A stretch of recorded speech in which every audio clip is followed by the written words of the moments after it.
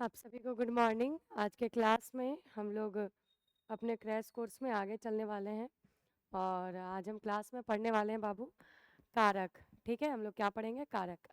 कारक जो है वो आपका स्टार्ट हुआ था उपसर्ग और प्रत्यय। उपसर्ग और प्रत्यय वाला जो वीडियो था, मतलब प्रत्यय जिस क्लास में हुआ है समाप्त, उसी क्लास में आपका कारक का क्लास स्टार्ट हुआ है। ठीक है, तो कारक का इसके पहले 2 क्लास हो चुका है। आज हमारा कारक का तीसरा क्लास है। ठीक है, तो आज हमारा कारक का कितना सा क्लास है? तीसरा क्लास है। तो हम लोग देखेंगे आज। हम लोग पिछले क्लास में हम लोग करण कारक हम लोग पढ़ चुके थे। करण कारक क्या होता है? तो करने तृतीया ये हम लोग पढ़ चुके थे कि करण कारक में कौन सी विभक्ति लगती है, तो तृतीया विभक्ति लगती है। जैसे हम लोगों ने पढ़ रखा था राम बाणेन रावणम हतवान, कि राम ने क्या किया? तो बाण से किसकी हत्या की? तो रावण की हत्या की।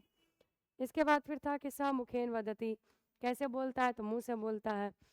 अहम कलमेन लिखामी, मतलब कि मैं कलम से लिखता हूँ या लिखती हूँ। ठीक है, कलमेन कलम से। तो यहाँ पर अगर देखा जाए, यहाँ पर आपको अगर देखा जाए तो करण कारक जो है, करण कारक में विभक्ति क्या लग रहा है बाबू? तृतीया। और अगर आप गौर से देखें तो तृतीया विभक्ति में एन आ रहा है ना। ये चीज़ आप ध्यान दीजिएगा, अधिकांश आपको एन करके दिखाई देगा, है ना। आगे नेक्स्ट सूत्र था हमारा अनुरक्ते कर्तरी तृतीया। अनुरक्ते कर्तरी कर्तरी तृतीया ये क्या है? तो कहते हैं कि कर्मवाच्य और भाववाच्य में कर्ता में कौन सी विभक्ति लगती है? तो तृतीया विभक्ति। ये आपको तब समझ में आएगा जब हम वाच्य आपको पढ़ाएंगे। ठीक है, तो वाच्य भी आपको पढ़ाया जाएगा। तो कहते हैं कि कर्ता में कौन सी विभक्ति? तो तृतीया विभक्ति। लेकिन कब? तो या तो कर्मवाच्य में या तो भाववाच्य में। ठीक है, देखिएगा यहाँ रामेन है, मया है, ये भी करता और ये भी करता। ये भी सूत्र आपको पिछला क्लास में पढ़ाया गया था। रामेन भी करता, मया भी करता, दोनों ही करता है।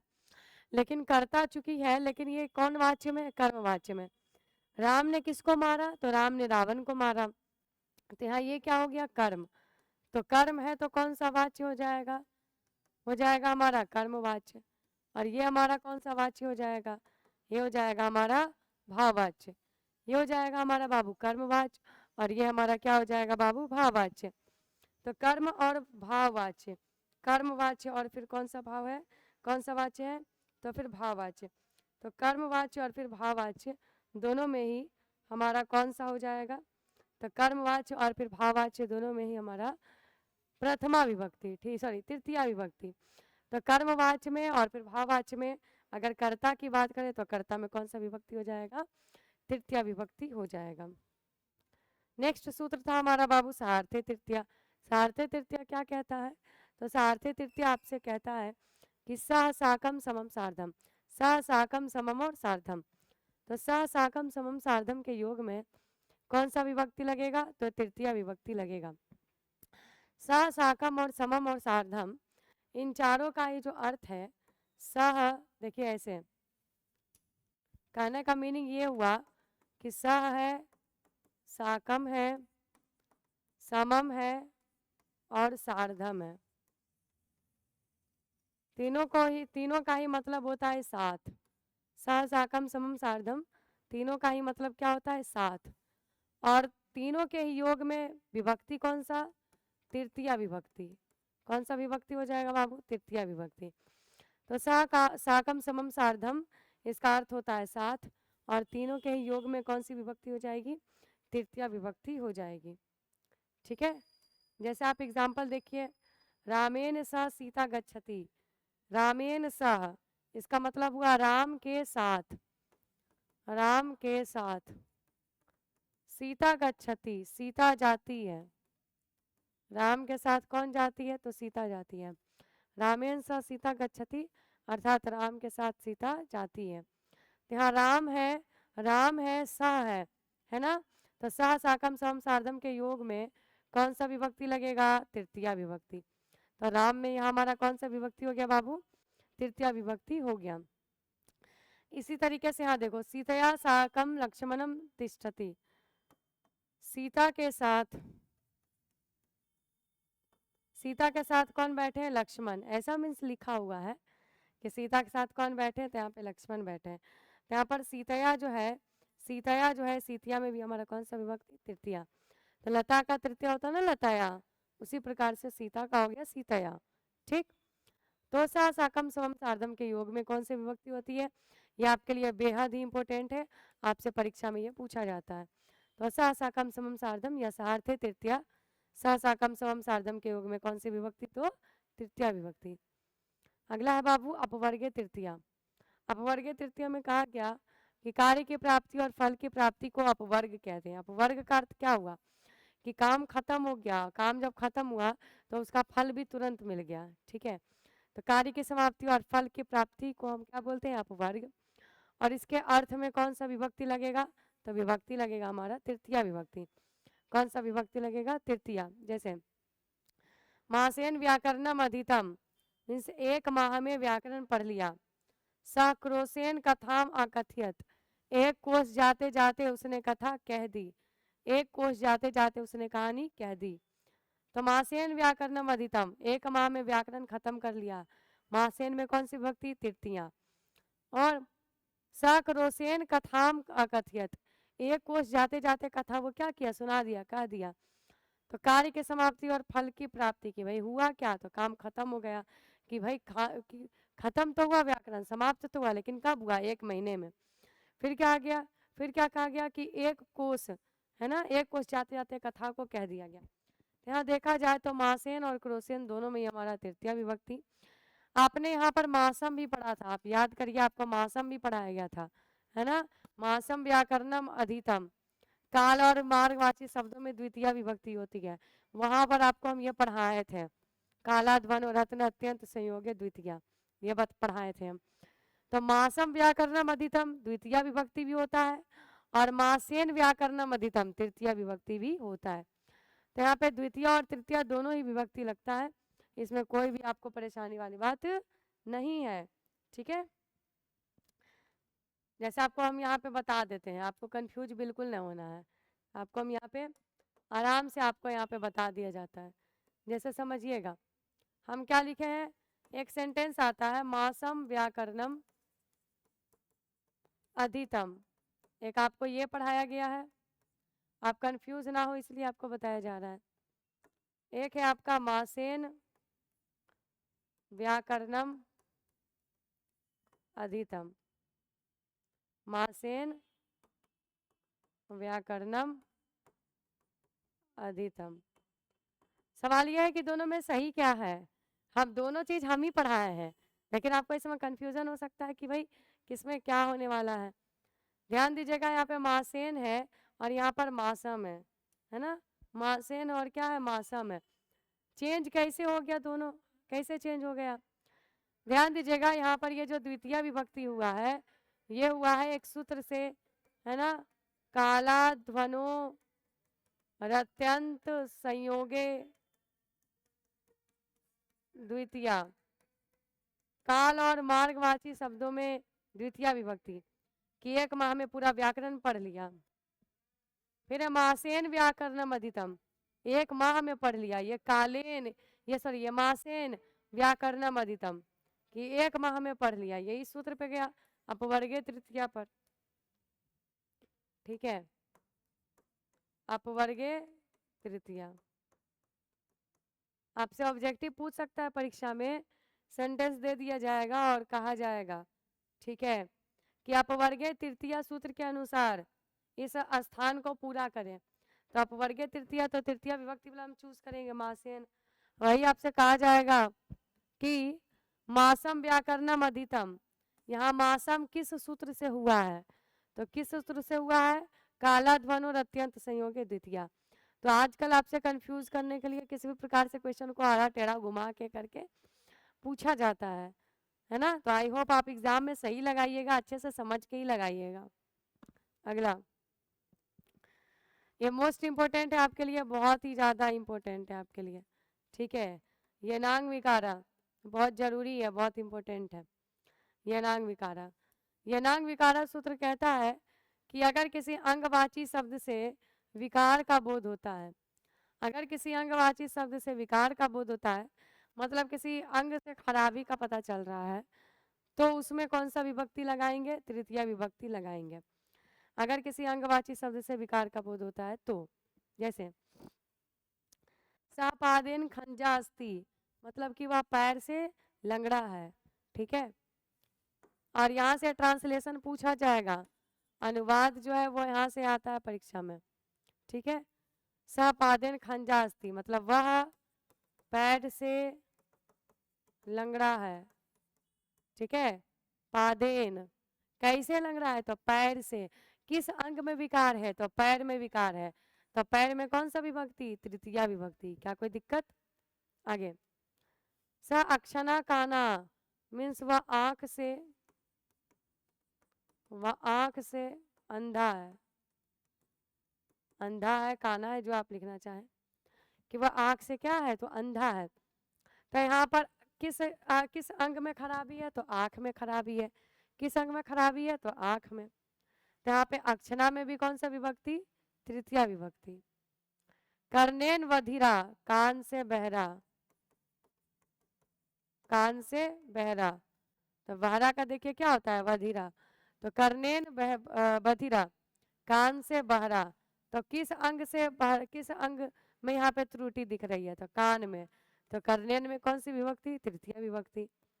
नेत्राभ्याम अंधा, मतलब दोनों आंखों से अंधा है। तो यहाँ पे नेत्राभ्याम में कौन सा विभक्ति? तृतीया विभक्ति।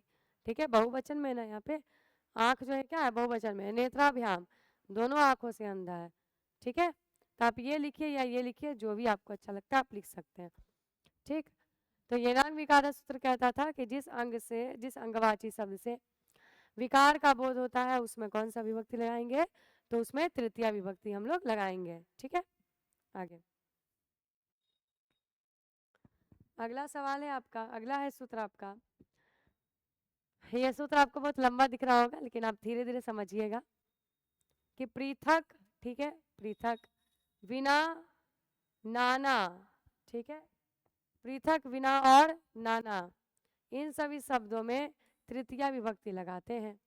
ठीक है, कि पृथक बिना और नाना, ये आपसे परीक्षा में पूछा जाएगा। पूछा जाता है कि बिना के योग में कौन सी विभक्ति, पृथक के योग में कौन सी विभक्ति, नाना के योग में कौन सा विभक्ति।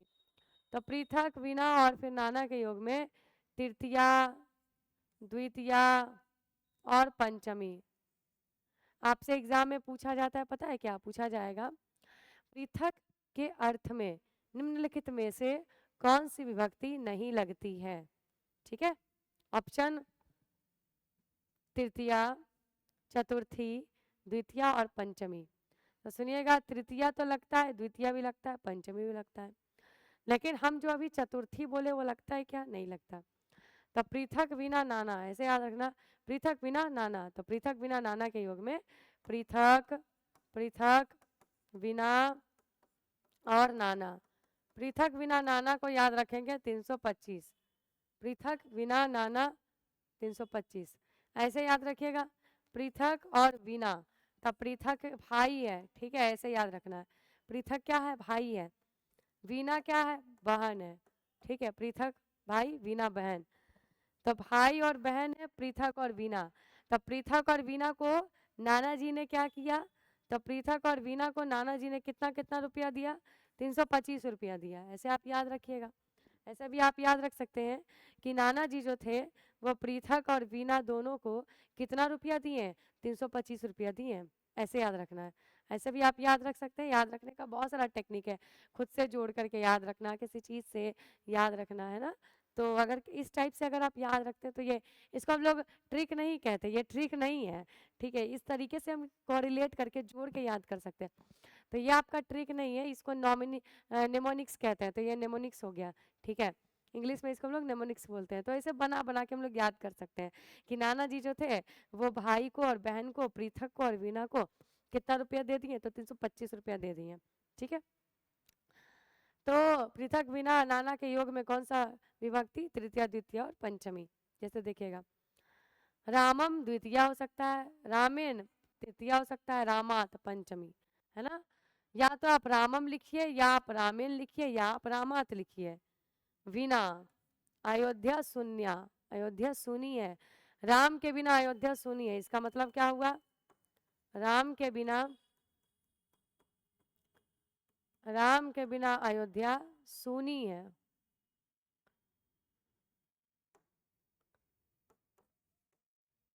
राम के बिना अयोध्या शून्य है ना, या सूनी है, सूनी सूनी है, एकदम पूरा वीरान सूना सूना सा है। तो राम के बिना अयोध्या क्या है, शून्य है। तो इसीलिए बिना के योग में यहाँ पर कौन सा विभक्ति था, यहाँ था द्वितीया, यहाँ तृतीया, यहाँ पंचमी। तो द्वितीया तृतीया पंचमी तीनों का उपयोग नहीं करना है, बल्कि तीनों में से किसी एक का यूज करना है, ठीक है। अगला बाबू तुल्यार्थी तृतीया। तुल्यार्थी तृतीया कहता है कि जिस शब्द से तुलना का बोध हो, जिस भी शब्द से तुलना का बोध होता है उसमें कौन सा विभक्ति लगाते हैं हम लोग, तृतीया विभक्ति। तृतीया और षष्ठी दोनों लगाते हैं, 36 है ना। तुलना, तुल्यार्थे तृतीया, तो तुलना में कितना आया, तो 36 आया, है ना। बोलते हैं ना कि जब भाई एक कोई क्लास में, इसे याद रखिएगा कि क्लास में कोई अगर तेज बच्चा रहता है, दो गो रहता है एक तेज बच्चा, ठीक। तो मान लिया जाए क्लास में दो गो तेज बच्चा, या ऐसे याद रखेंगे कि एक लड़का है और एक लड़की है। तो क्लास में लड़का जो है वो बहुत तेज है, लड़कों में वही लड़का बहुत तेज है, और लड़की जो है लड़की में वही लड़की क्या है, बहुत तेज है, मतलब पढ़ने में बहुत इंटेलिजेंट है, ठीक है। तो इधर से लड़का और इधर से लड़की, और दोनों में ऐसा होता है ना कि दोनों में कभी कभी टीचर ना क्या करते हैं, तो तुलना करते हैं। दोनों में टीचर कभी कभी क्या करते हैं, तुलना कर देते हैं कि भाई ये ज़्यादा तेज है, इससे ये ज़्यादा तेज है ना। दोनों लड़का और दोनों लड़की में तुलना हो जाता है, जिस कारण से होता है क्या, कभी कभी टेस्ट वगैरह जैसे हुआ तो लड़का जो है वो एक नंबर से आगे बढ़ गया, कभी कभी लड़की एक नंबर से आगे बढ़ गई, इस प्रकार से होता है, ठीक है। लड़का एक नंबर से आगे बढ़ गया, लड़की एक नंबर से आगे बढ़ गई, होता है क्या, कभी कभी दोनों में तुलना हो जाता है। और तुलना होता है इसी कारण से होता है क्या, कि दोनों में लड़ाई भी होता है। तो दोनों में 36 का आंकड़ा चलता है, कितना का आंकड़ा, 36 का। तो तुलना जब भी किसी का करते हैं, ध्यान दीजिएगा, भाई बहन में भी होता है कि अगर दो अगर अगर भाई है ना, दो भाई है, और दोनों में अगर गार्जियन अगर तुलना कर दिया कि ज़्यादा पढ़ता है, नहीं पढ़ता है, ये अच्छा बच्चा है मेरा, ये अच्छा बच्चा नहीं है, ऐसा जब भी होता है तब होता है क्या, कि तुलना जब भी हुआ तो दोनों के मन में एक दूसरे के लिए अच्छी भावना पैदा नहीं होती। तो दोनों ही होता है क्या, दोनों के बीच में 36 का आंकड़ा चलता है। तो इसलिए कहते हैं कि तुलना नहीं करना चाहिए, नहीं तो दोनों के मन में लड़ाई झगड़ा उत्पन्न हो जाता है। तो वही हुआ कि तुलना के अर्थ में तृतीया और षष्ठी विभक्ति। तो तुलना कर रहे हैं मतलब 36 का आंकड़ा लगा रहे हैं, तुलना कर रहे हैं मतलब क्या कर रहे हैं, तो 36 का आंकड़ा, ऐसे आप याद रखिएगा कि तुलना कर रहे हैं तो कौन सा हो जाएगा, तो 36 का आंकड़ा हम लगा रहे हैं, तो इसलिए हो जाएगा तृतीया और षष्ठी विभक्ति। जैसे धनेन तुल्या, मिस धन की तुलना, धनस्य तुल्य मतलब धन की तुलना। तो आप यहाँ पे धनेन लिखिए या आप धनस्य लिखिए, है ना, जो आपको लिखने का मन है ना। तो धनेन तुल्या या धनस्य तुल्या, यहाँ तृतीया विभक्ति, और यहाँ कौन सी विभक्ति, षष्ठी विभक्ति। हेतव तृतीया पंचमी च, हेतव, हेतव मतलब हेतु, हेतु मतलब कारण, ठीक है। हेतु मतलब क्या हुआ, कारण, किसी कारण से। तो कहते हैं हेतव तृतीया पंचमी च, इसका अर्थ आपका हो जाएगा बाबू,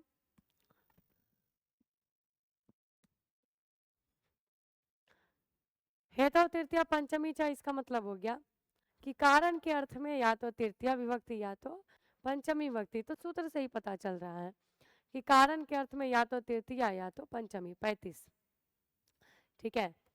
तो हेतु तृतीया पंचमी च, अर्थात हेतु के अर्थ में, कारण के अर्थ में कौन सा विभक्ति हो जाएगा, या तो तृतीया या तो पंचमी। जैसे सहर्षेन हसती, वह हर्ष से हंसता है, खुशी से हंसता है। सहर्षात हसती, वह खुशी से हंसता है। हर्षेन तृतीया, हर्षात पंचमी। तो यहाँ पर कारण क्या था हंसने का, कि खुशी था, कि भाई हंस रहा है तो ऐसे ही नहीं हंस रहा, पागल नहीं है जो ऐसे ही हंस रहा है, उसके पीछे खुशी है। तो वही कहते हैं कि खुशी के कारण वो हंस रहा है, हर्ष से हंस रहा है। सा हर्षेन हंसती, वह खुशी से हंसती है।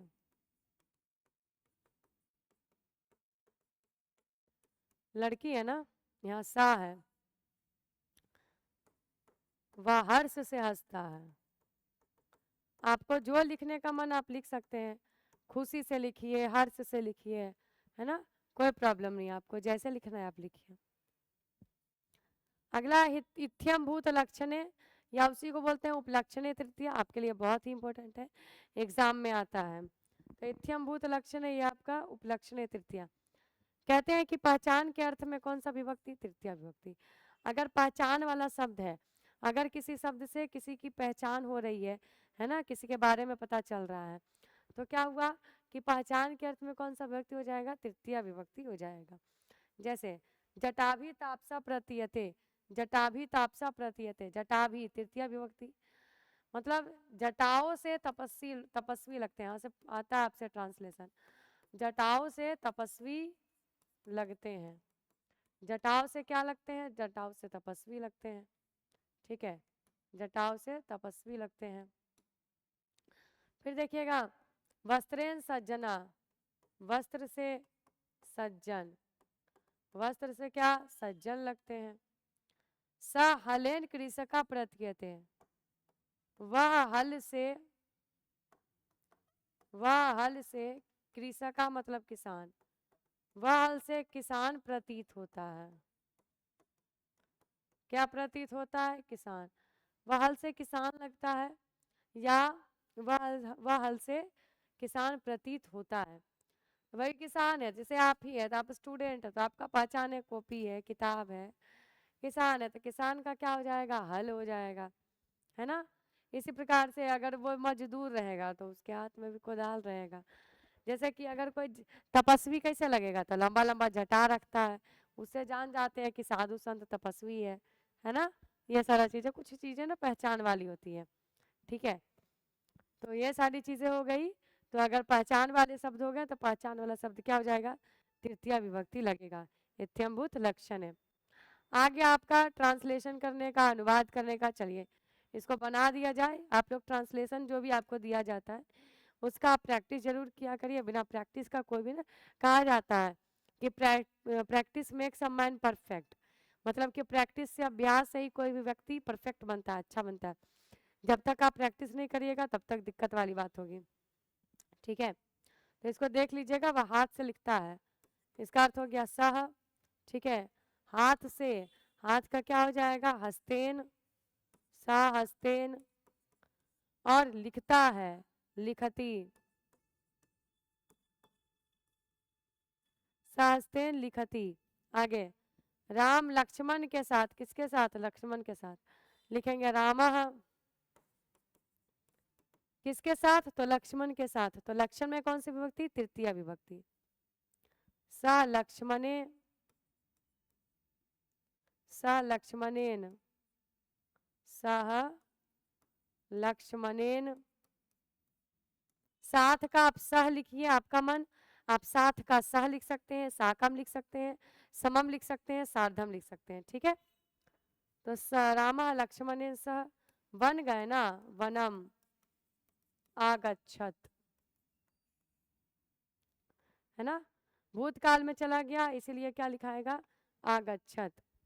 वह शरीर से टेढ़ाई, परीक्षा में आया हुआ ये सब ट्रांसलेशन, कोई भी ट्रांसलेशन आपको फालतू नहीं दे रहे, एकदम अच्छा सा प्रैक्टिस करिएगा। देखिए पूछा हुआ है, वह शरीर से टेढ़ा है, सह। शरीर से का लिखेंगे शरीरेन, टेढ़ा का लिखेंगे वक्रह, और है का लिखेंगे अस्ति। ठीक है, शरीर के लिए वक्र शब्द का इस्तेमाल होगा। अब वही अगर नदी बोलते हैं तो नदी के लिए कुटीला शब्द का इस्तेमाल होता है, कुटीला। राम रथ से जाता है, राम का लिखेंगे रामः।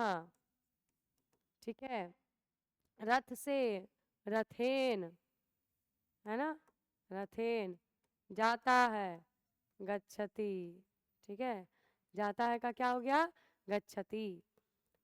तो इस प्रकार से हम लोगों ने क्या पढ़ लिया? तो हम लोगों ने पढ़ लिया बाबू करण कारक। ठीक है, इस प्रकार से हम लोगों ने करण कारक को पढ़ लिया। इसके आगे हमारा है बाबू संप्रदान कारक। ठीक है, तो संप्रदान कारक हम देखते हैं, संप्रदान कारक क्या होता है।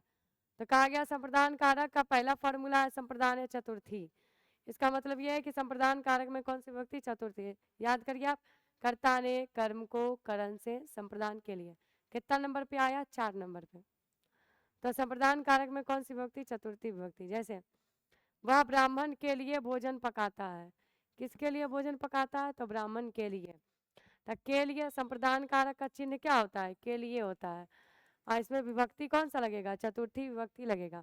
तो ध्यान दीजिएगा कैसे बनेगा, वहां का लिख देंगे हम सा, ब्राह्मण के लिए तो चतुर्थी विभक्ति जैसे बालक का होता है बालकाय, बालक का बालकाय, वैसे ही ब्राह्मण का लिखेंगे ब्राह्मणाय, स ब्राह्मणाय। भोजन पकाता है, भोजन का लिखिए भोजनम, अब पकाता है पाचयति, है ना, पचती नहीं होगा, पकाता है क्या हो जाएगा पाचयति। ठीक, इस प्रकार से आप देखें आगे। दानार्थ चतुर्थी मोस्ट इंपोर्टेंट है आपके लिए, दानार्थ चतुर्थी। दानार्थ चतुर्थी कहता है कि दान देने के अर्थ में, दान लेने वाले में, ध्यान दीजिएगा, दान देने वाले में नहीं बल्कि दान लेने वाले में।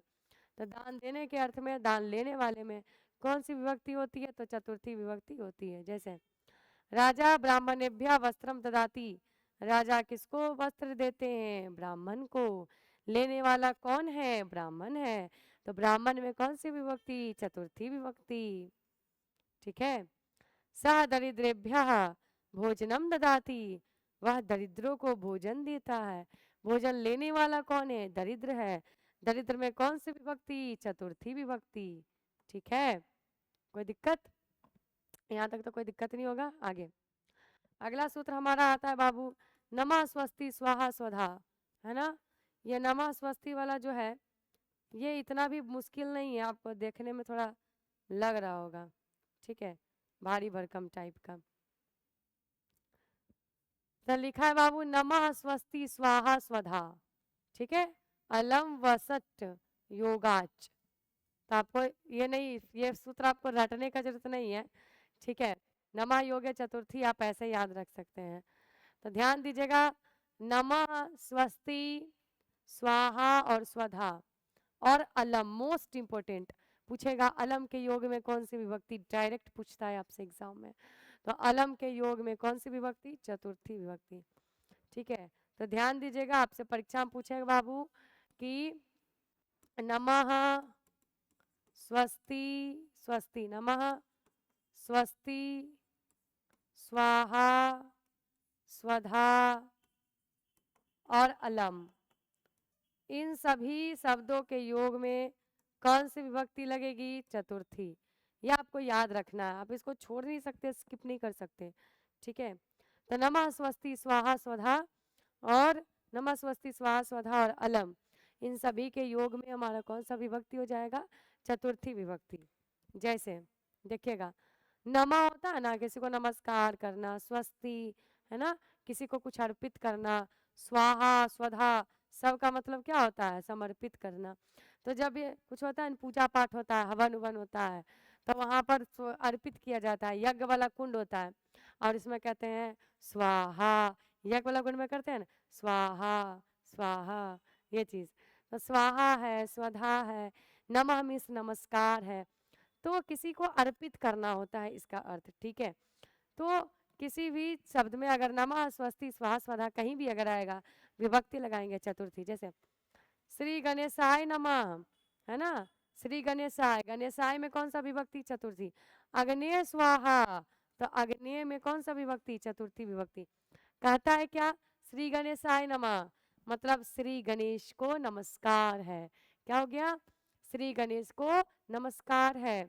अग्नेय स्वाहा, अग्नि को समर्पित है, अग्नि को समर्पित है, यानी कि स्वाहा है। ठीक है, अग्नि को समर्पित है।